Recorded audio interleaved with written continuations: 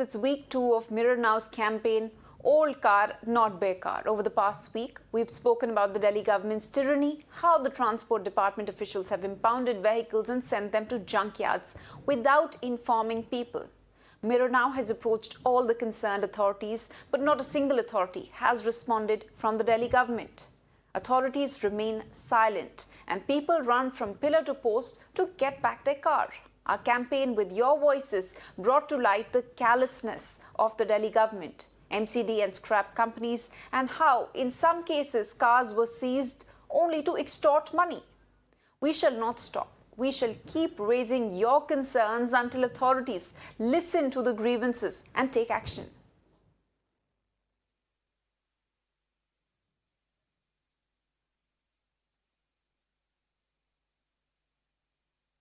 In fact, we at Mirror Now have relentlessly been raising your voice and also running a campaign, Old Car Not Bekaar, over the Delhi government. In fact, impounding and seizing cars without giving any kind of a prior notice to the vehicle owners. We have Aman Lekhi, who's a former Additional Solicitor General of India and Senior Advocate of the Supreme Court. Many thanks, sir, for joining us here on Mirror Now. Sir, I would like to know your reaction, firstly, to the campaign that we are running and, of course, to the Delhi government's move of impounding cars without giving any kind of a prior notice to the vehicle owners. Well, I should say, while it's technically correct, it's basically a ruse to pretend to be caring about environment, but in fact, there's no substantial change in the ground. Because as far as vehicular pollution is concerned, it cannot be treated in isolation. There are other aspects of it which are of equally compelling nature and require attention. This illustratively, whether it's waste or construction, waste management is non-existent in Delhi. Construction is completely out of control. The wet sprinkling doesn't take place in any case. We have these scrapping rules, and scrapping rules for the purposes of dealing with these vehicles which are overaged. We don't know to what extent the scrapping will also enhance pollution. Till the matter goes to the Supreme Court, the NGT, no one will be worried about pollution because pollution comes into their mind only when an order is passed. And so this order is concerned, if you look at the order 2, the order is Delhi specific. Now, if supposing the engines are non-compliant and the engines are across the country, what is so special about this particular place to have this kind of rigid rule over here in which you, in fact, permit vehicles or the same engine to ply elsewhere in the country when mobility is in fact written into the constitution, but in Delhi itself you don't allow these vehicles to happen. So this is a myopic approach. It's not a comprehensive approach. When you deal with pollution, you have to deal with pollution with a more expansive mindset, which is absent here altogether. In any case, in law, when we deal with it, you move incrementally, and it's not necessary that you deal with all aspects. It's the reason why I just start with Delhi. But the vehicles are for different categories. You have commercial vehicles, you have non-commercial vehicles. Now you have to deal with commercial. You can deal with commercial vehicles first, because commercial vehicles are those which generate money. And insofar as those who are running commercial vehicles are concerned, maybe in a better position than, say, you and I, who have a vehicle for private use, not being used to the extent the commercial vehicles are being used only rarely or on occasion, need-based, and therefore not generating that kind of pollution. So because you have to then be a bit more sensible in the particular approach, because this concerns life and livelihood too. You're talking about ordinary families. They're dealing with ordinary families. They're dealing with resource constraints. You're dealing with a post-COVID environment. And you have to, in fact, if you're talking about general welfare, factor in the adverse consequences of a rigid enforcement of this policy on the issue of general welfare. What is pollution for? The anti-pollution measures are for general welfare. Now, if you want to promote general welfare, you can't add to inconvenience, and you cannot disregard issues of moment and significance, which have a material bearing on the general issue as such. So, as far as this entire approach is concerned, I think it's ad hoc. It's in some way mindless. It doesn't in any way deal systematically with the problem which we are confronting, and I don't think it will have any meaningful result on pollution. You and I are in Delhi. The air here is difficult to breathe. You can't possibly say that you do away with these vehicles, Delhi will be transformed. Yes, there may be some changes in any case, but the changes would not be significant. The approach has to be a bit more sensible. The method has to be a bit more rational. And the entire process has to be definitely more compassionate and considerate where people are concerned. You've done a very good job in undertaking this particular activity, and you should pursue it. I'm not against pollution. anti-pollution measures are necessary. But insofar as dealing with these matters are concerned, we have to have some intelligence approach which can make this entire exercise sensible and more worthy.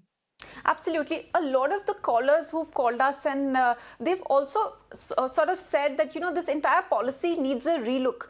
They say that, the scrappage should not be basis the number of years, but on the basis of the fitness of the vehicle. Do you think that is correct? Well, the point is, see, what you have to note is you got an NGT order. NGT order affirmed the Supreme Court order. The Supreme Court order, in fact, mandating a particular action. Now, the Supreme Court has mandated a particular action. In terms of that, whatever I know, it seemed that the list of vehicles was published in some particular website and notices were sent in any case. Under the Motor Vehicles Act, in any case, if a vehicle is deregistered, then it cannot ply. Because it is deregistered, cannot apply. That's what I said. Technically, there is no infraction of the law. As far as these complaints are concerned, the object of this kind of prohibition are particular kinds of engines. And as far as the engines are concerned, it is presumed that they are more given to pollution than engines which have been manufactured later. The question here is, however, the way in which administration normally works. We know what kind of vehicles are there on the streets. I have personally seen government vehicles polluting. I mean, as far as the air which is being emitted is clearly polluting. We've got vehicles coming from outside Delhi. They should not come in Delhi. We've got vehicles from outside Delhi flying rather openly in Delhi. As far as the police are concerned, the police nitpick offenders, and we all know the method by which offenders are actually identified, because it's got nothing to do with the offense, but the capacity of the offender to in some way negotiate a deal with the police. Now, if this is the way we are dealing with pollution, and we want to bring about some kind of solution, in that event, the administration has to be something which has to be clean and sensible. And you cannot possibly pick up one aspect, vehicles, to pretend to be interested in pollution, when in fact, there's pollution all around because of the lack of any control and the indifference towards enforcement on other matters of equally telling concern as vehicular pollution. So you cannot, it is not as if this is a panacea for pollution. I mean, the way we are dealing with all of us are talking about vehicular pollution, but vehicle pollution, yes, about 28 or 30% in Delhi. But the point is, what about the rest 70%? And we have to deal with it. You have to deal with matters of concern which have a real bearing on this particular issue, rather than pretend to be interested and have some kind of action to show that you are in some way dealing with a particular matter when in fact there's no change on the ground. So those who are objecting for cause. And as far as the administration is concerned, the government is concerned, the government should actually pull its socks up, address this issue in a holistic manner, and be sensible in the entire approach rather than just pretend to be interested when in fact no one is actually concerned about pollution. Right. As far as also the implementation is concerned, do you think cars being taken without notice and cars being impounded without any kind of prior intimation, can the citizens of the take the Delhi government to court on this?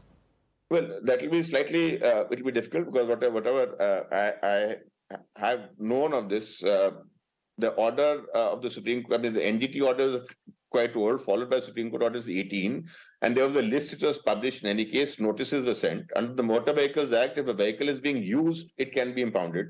What I've been told is a vehicle is parked in the house. A vehicle is parked, a vehicle cannot be picked up. But the vehicle is in a public place, because what I read in the newspapers was in public place. When it goes to public place, obviously assumption it's used. Now the question is an assumption. Now, because it's an assumption, the question is you have necessarily to send a notice, because you have to put the person. I may have just as far as public space is concerned, I don't know what public places are, how they interpret it. In markets also, there are residences. Now, because in markets there are residences, there can be a car parked in residence. Now, mainly because the car happens to be in market doesn't necessarily mean it's in use, because there's a residence in the market. You cannot possibly say the car is in the market, therefore it's a public place, therefore I'll lift it, because the condition for lifting it is use. So until the car is being used, and unless the person is sure that use in fact taking place, the condition for the purposes of impounding or detaining it doesn't come.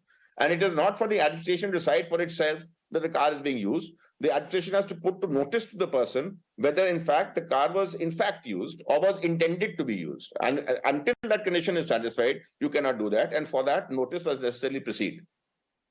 Right, but we are here talking about cars being picked up from people's residences. So, That is wrong. right. That is completely wrong. Right. So Cannot be can they picked up. take the Delhi government to court on this if cars are picked up Yes, if from the their car residences?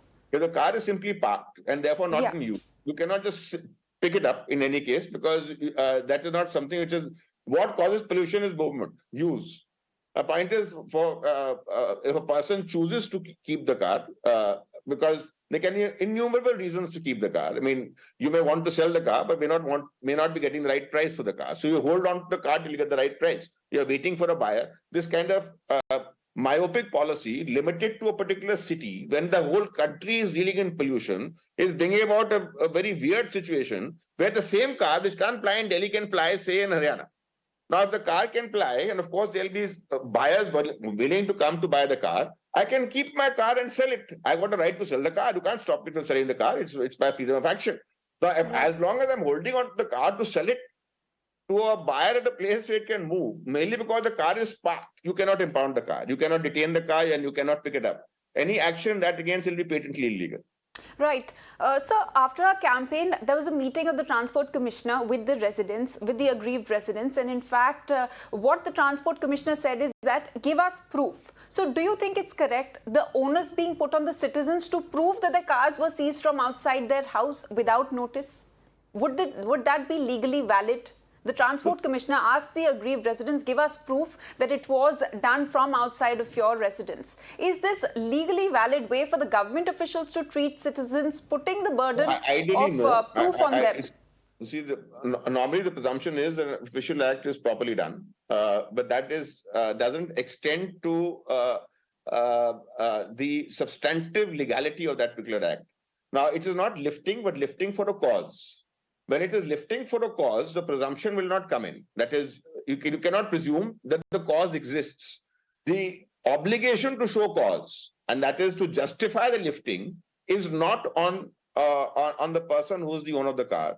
That obligation is on the administrator and the person enforcing. So those who say that you show is wrong because they cannot rely upon the presumption in favor of the action, because the presumption in favor of action cannot lead to the presumption also of the validity of the act. So the validity of the act is under challenge. It is for them to actually justify that there was occasion for them to interfere. Right, sir. Thank you so much for joining us here on Mirror Now and sharing your views. Thank you. And while overaged private vehicles are being towed away and scrapped in Delhi, the Delhi government has extended the permit validity of taxis running on CNG and clean fuels up to 15 years. Now, this after the Delhi High Court had directed the Transport Department to consider the grievances of the petitioners, taxi union and individuals and pass the necessary orders. But Mirror now asked the Delhi government and the Delhi Transport Department if the validity can be increased for taxis, then why not for private vehicles running on petrol that have been comparatively less driven and are better maintained? If the government is concerned about pollution, then why are separate rules being framed for taxis and private vehicles? All right, let's go across to my colleagues Ela and Ishika, who are joining us on the broadcast for more details. I will go across to Ishika first. Ishika, if you could please tell us more about the Delhi government, in fact, extending the permit validity of taxis running on CNG and clean fuels up to 15 years.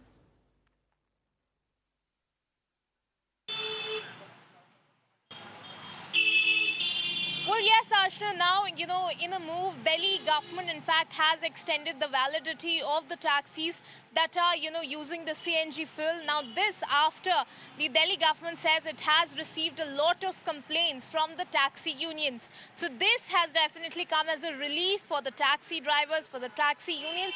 But on the other hand, we, through this campaign of Old Car Not Bekaar, we have been bringing you the voices of the citizens who said that their car, which were well maintained, they were taken by the government officials. Then why not, they should be also getting such kind of relief. Now, I have an individual here with me who has faced a similar issue. I'll go across to him. Sir, my first question to you will be, when was your car towed away by the Transport Department? This was towed away and confiscated on 14th of June. This was around 2:10 in the afternoon. Okay. So was any prior notice given to you? Where were you at the moment when I had gone to the bank to clear some payments. And in the meantime, I had come. They had confiscated the vehicle, there was no prior notice given. And this was done inside my residential colony. I stay in Saket, so it just came in as a stunner for me. I've never seen such a thing happen, where you can just barge in and just without any notice and confiscate people's, valuables. So let me also tell you that this individual, this gentleman has right now come to meet the transport department also regarding this. Sir, my question to you will be, sir, you have brought certain documents Yep, also I have, with you. submitted What in, is that the point that you'll be putting across for, in front of the transport department?